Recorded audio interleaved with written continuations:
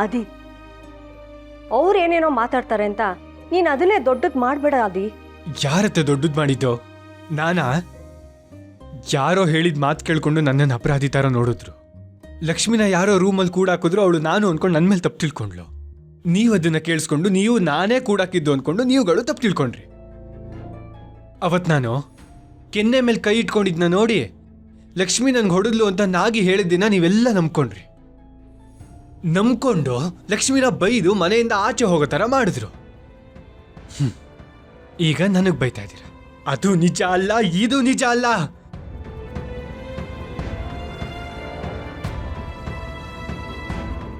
ಹಾಗಾದ್ರೆ ಅವತ್ತು ಲಕ್ಷ್ಮಿ ನಿಂಗೆ ಹೊಡೆದಿಲ್ವಾ?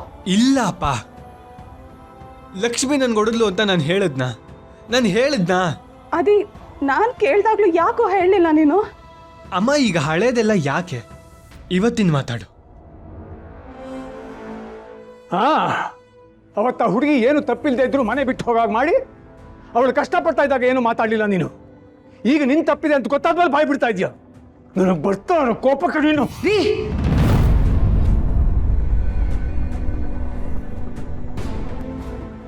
ಇನ್ನೊಂದು ಮಾತಾಡಿದ್ರೆ ನನ್ನ ಮೇಲೆ ಆಣೆ.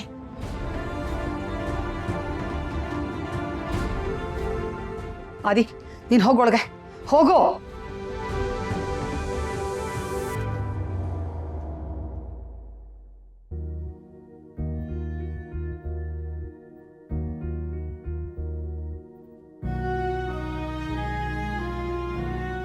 ಲಕ್ಷ್ಮಿ, ಬಾಮ್ಮ ಕೂತ್ಕೋ. ಇಲ್ಲ ತಾತ, ನೀವೇ ಕೂತ್ಕೊಳ್ಳಿ. ನೀನು ಕೂತ್ಕೋ, ನಾನು ಕೂತ್ಕೋತೀನಿ. ಬಾ ಬಾ ಬಾ.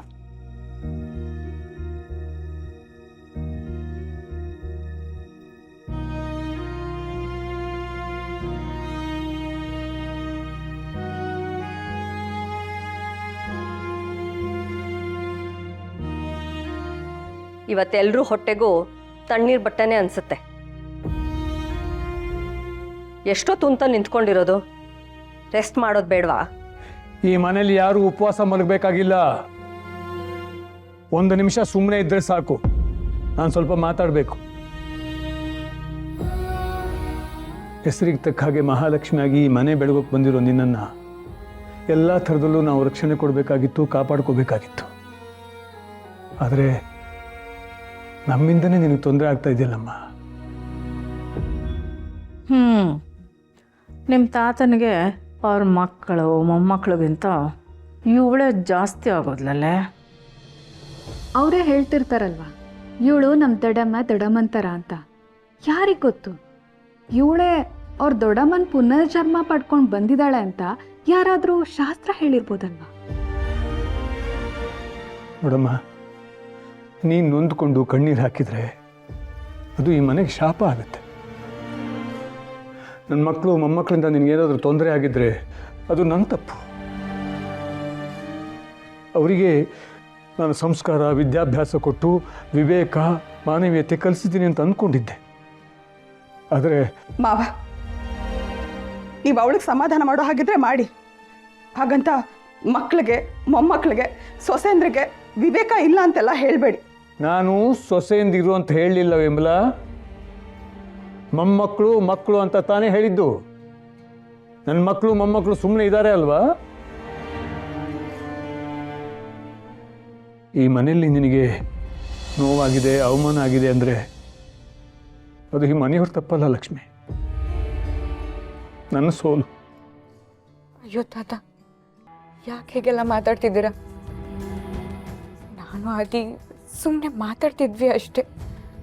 ಆದರೆ ಈ ವಿಷಯ ಇಷ್ಟು ದೊಡ್ಡದಾಗತ್ತೆ ಅಂತ ಗೊತ್ತಿರಲಿಲ್ಲ ತಾತ. ಇವತ್ತು ನನ್ನ ಪ್ರಾಣ ಉಳಿದಿದೆ ಅಂದರೆ ಅದಕ್ಕೆ ಕಾರಣನೇ ಆದಿ.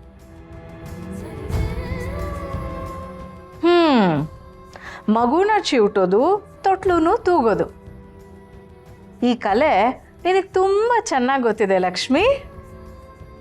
ಚಂಚಲ, ಈಗ ಈ ಮಾತೆಲ್ಲ ಬೇಕಾ? ಸುಮ್ಮನೆ ಇರು. ವಿಮಲಾ, ನೀನು ಹೋಗಿ ಆ ದಿನ ಊಟಕ್ಕೆ ಕರ್ಕೊಂಡು ಬಾ. ಎಲ್ಲರೂ ಹಸ್ಕೊಂಡಿದ್ದೀರಾ, ಊಟಕ್ಕೆ ನಡೀರಿ. ನೀವೆಲ್ಲ ಕೂತಿರಿ, ನಾನು ಬರ್ತೀನಿ. ಬಾಮ್ಮ, ಬಂದು ಬಾ.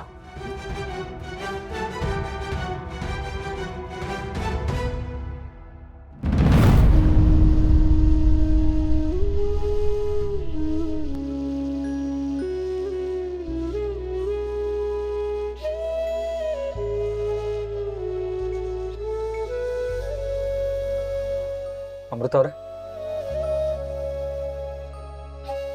ಅಮೃತ,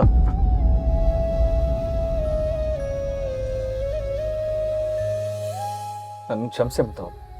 ನೀವ್ಯಾಕೆ ಕ್ಷಮೆ ಕೇಳ್ತಿದ್ದೀರಾ? ನಂಗೆ ನಿಮ್ಮಿಂದ ಯಾವ ನೋವು ಆಗಿಲ್ಲ. ಇದಕ್ಕೆಲ್ಲ ಕಾರಣ ನಾನೇ ಅಮೃತ ಅವ್ರೆ. ಬೇರೆಯವ್ರು ಮಾಡಿದ ತಪ್ಪನ್ನ ನೀವ್ಯಾಕೆ ನಿಮ್ಮ ತಲೆ ಮೇಲೆ ಹೊತ್ಕೋತಿದ್ದೀರಾ? ಈ ಮನೆಯಲ್ಲಿ ನಿಮಗೆ ಯಾರಿಂದಲೇ ನೋವಾದ್ರು, ಯಾರು ಏನೇ ಮಾಡಿದ್ರು ಅದಕ್ಕೆ ಕಾರಣ ನಾನೇನೆ. ನಾನು ನಿಮಗೆ ತಾಳಿ ಕಟ್ಟಿ ನೀವು ಈ ಮನೆಗೆ ಬಂದಿರೋದಕ್ಕೆ ಈ ನೋವು, ಕಷ್ಟ, ಕಣ್ಣೀರು. ನಿಜ ಹೇಳಬೇಕು ಅಂತಂದರೆ ನೀವು ಈ ಮನೆ ಬಿಟ್ಟು ಹೋದ್ರೇ ಎಷ್ಟೋ ಖುಷಿಯಾಗಿರ್ತೀರ. ನಾನು ಖುಷಿಯಾಗಿರ್ತೀನೋ ಇಲ್ವೋ, ಆದರೆ ನಿಮ್ಮ ಮೇಲೆ ನೀವು ಅಪವಾದ ಹೊರ್ಕೋಬೇಡಿ. ನಿಮ್ದು ಯಾವುದೇ ತಪ್ಪಿಲ್ಲ. ಸುಮ್ಮನೆ ನನ್ನ ಸಮಾಧಾನಕ್ಕೋಸ್ಕರ ಸುಳ್ಳು ಹೇಳ್ಬಿಡಿ ಅಮೃತ ಅವರೇ. ನನಗೆ ಗೊತ್ತು ಇದೆಲ್ಲ ಆಗ್ತಿರೋದು ನನ್ನಿಂದಾನೆ, ನಾನೇ ಇದಕ್ಕೆಲ್ಲ ಕಾರಣ. ನಂಗೆ ಸುಳ್ಳು ಹೇಳಕ್ಕೆ ಬರಲ್ಲ ಸಂಜೀವ್ ಅವರೇ. ಹಾಗಾದರೆ ಆಗಲೇ ಊಟ ಆಯ್ತಾ ಅಂತ ಅಮ್ಮ ಕೇಳಿದಾಗ ಆಯಿತು ಅಂತ ಯಾಕೆ ಸುಳ್ಳು ಹೇಳಿದ್ರಿ? ನನಗೆ ಊಟ ಮಾಡೋ ಮನಸ್ಸಿರಲಿಲ್ಲ. ನನಗೆ ಊಟ ಸೇರಲ್ಲ, ಅದಕ್ಕೆ. ಇದನ್ನೇ ಅವ್ರಿಗೂ ಹೇಳಬೇಕಾಗಿತ್ತು. ಅವಾಗ ನಿಮಗೆ ನೋವಾಗಿದೆ ಅಂತ ಅವ್ರಿಗೂ ಅರ್ಥ ಆಗಿರೋದು. ಎಲ್ಲ ಹೇಳಿನೇ ಅರ್ಥ ಮಾಡಿಸ್ಬೇಕಾ ಸಂಜೀವ್ ಅವರೇ? ಅಷ್ಟಕ್ಕೂ ಅವ್ರು ಹೇಳೋದ್ರಲ್ಲಿ ತಪ್ಪೇನಿದೆ? ನನ್ನ ಬದಲು ಬೇರೆ ಯಾರಾದರೂ ಸೊಸೆ ಬಂದಿದ್ದರೆ ಈ ಮನೇಲಿ ಇಷ್ಟೊತ್ತಿಗೆ ಎಲ್ಲ ಕೆಲಸನೂ ಮುಗಿಸಿ ಒಳ್ಳೆ ಸೊಸೆ ಅನ್ನೋ ಹೆಸರು ತಗೊಳ್ತಿದ್ಲು. ನನಗೆ ಈ ಲೈಫನ್ನೇ ಆಕ್ಸೆಪ್ಟ್ ಮಾಡೋಕ್ಕಾಗ್ತಿಲ್ಲ ಸಂಜೀವ್ ಅವ್ರು. ಆಕ್ಸೆಪ್ಟ್ ಮಾಡೋಕ್ಕಾಗಿದ್ದಿದ್ರೆ ಇಷ್ಟೊತ್ತಿಗೆ ಎಲ್ಲ ಕೆಲಸನೂ ಕಲಿತು ಈ ಮನೆ ಸೊಸೆ ಅಂತ ಹೇಳಿಸ್ಕೊತಿದ್ದೆ.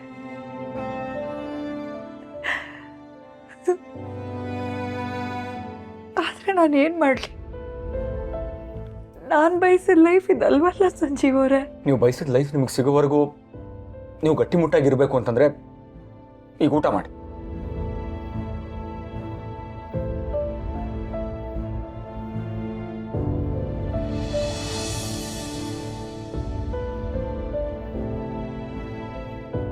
ತಗೊಳ್ಳಿ, ಊಟ ಮಾಡಿ. ನಂಗೆ ಬೇಡ ಸಂಜೀವ್ ಅವರೇ. ಅಮೃತ ಅವರೇ, ನೀವು ಇವಾಗ ಊಟ ಮಾಡಲಿಲ್ಲ ಅಂತಂದರೆ ನನಗೆ ನಿದ್ದೆ ಬರಲ್ಲ. ಆಮೇಲೆ ಇದೆಲ್ಲ ನನ್ನಿಂದಾನೇ ಆಗಿದ್ದು ಅಂತ ಪಶ್ಚಾತ್ತಾಪ ನನ್ನನ್ನು ಕಾಡುತ್ತೆ.